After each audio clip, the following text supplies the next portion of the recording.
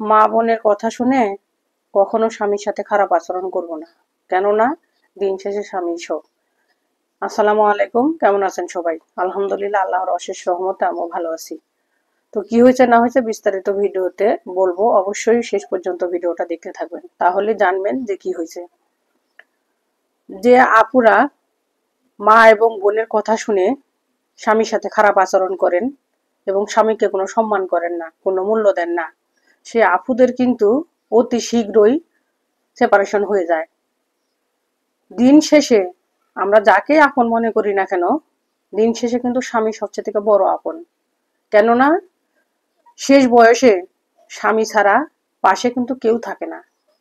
মা বলো, বাবা বলো, সন্তান বলো, ভাই বলো, বোন বলো, কেউ কিন্তু পাশে থাকে না। একমাত্র স্বামী স্ত্রী কিন্তু পাশে থাকে, যতদিন আল্লাহ হায়াতে বাঁচা রাখেন। তো সেক্ষেত্রে স্বামীর কথাকে কখনো অবমাননা করা যাবে না। যাবে না বলতে কি যাবে, যে কথা যেরকম ঠিক সেই কথার উপর ডিপেন্ড করে কাজ করতে হবে।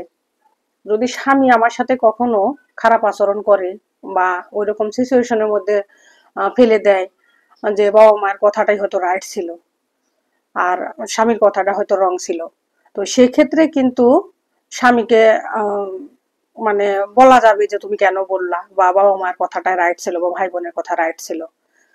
তো কোনো কথা সত্যতা যাচাই না করে স্বামীর সাথে আগে দুর্ব্যবহার করা যাবে না। কেননা দিন শেষে স্বামীর চাই থেকে আপনজন আর কেউ হয় না বা হবেও না। আমরা কিন্তু মুখের জোরে গায়ের জোরে অনেক কিছু অনেক সময় বলে যাই। বাবার বাড়িতে যখন যাই আমরা, তখন কিন্তু বাবা মা যতদিন বেঁচে থাকে ততদিন মোটামুটি অনেকটাই স্বস্তিতে থাকি।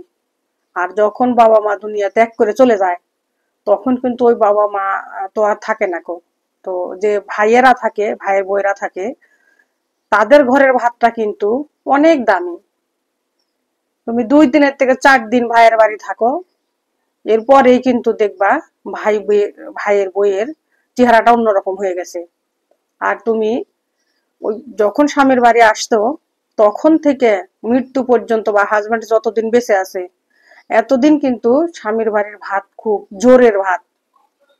আমি মাছ খেলাম না, মুরগি খেলাম না, গরু খেলাম না, খাসি খেলাম না, ভর্তা খেলাম না, ভাজি খেলাম, এটা কিন্তু কারোর কাছে কৈফিয়ত দিতে হয় না বা কারোর মুখ কালা চোখ কালা দেখতে হয় না।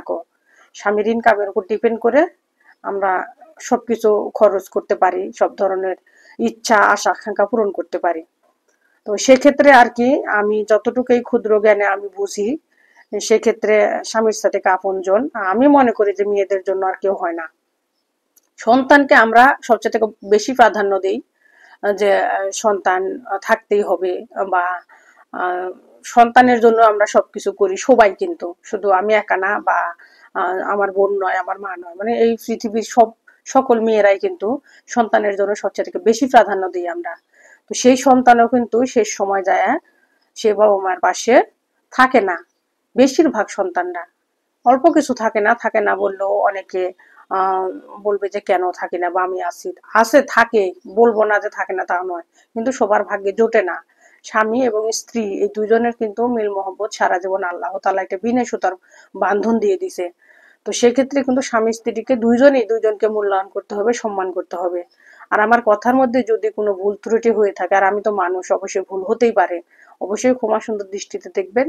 আর যদি আমার ভিডিওটা ভালো লাগে আর আমার কথাটা যদি ভালো লেগে থাকে, অবশ্যই আমার পেজটাকে ফলো দিয়ে লাইক কমেন্ট এবং শেয়ার দিয়ে আমার পাশে থাকবেন ইনশাল্লাহ। আর যে আপু বা ভাইয়ারা ইউটিউব থেকে দেখতেছেন, সে আপু ভাইয়ারা আমার ইউটিউব চ্যানেলটাও সাবস্ক্রাইব করে আমার পাশে থাকবেন ইনশাল্লাহ।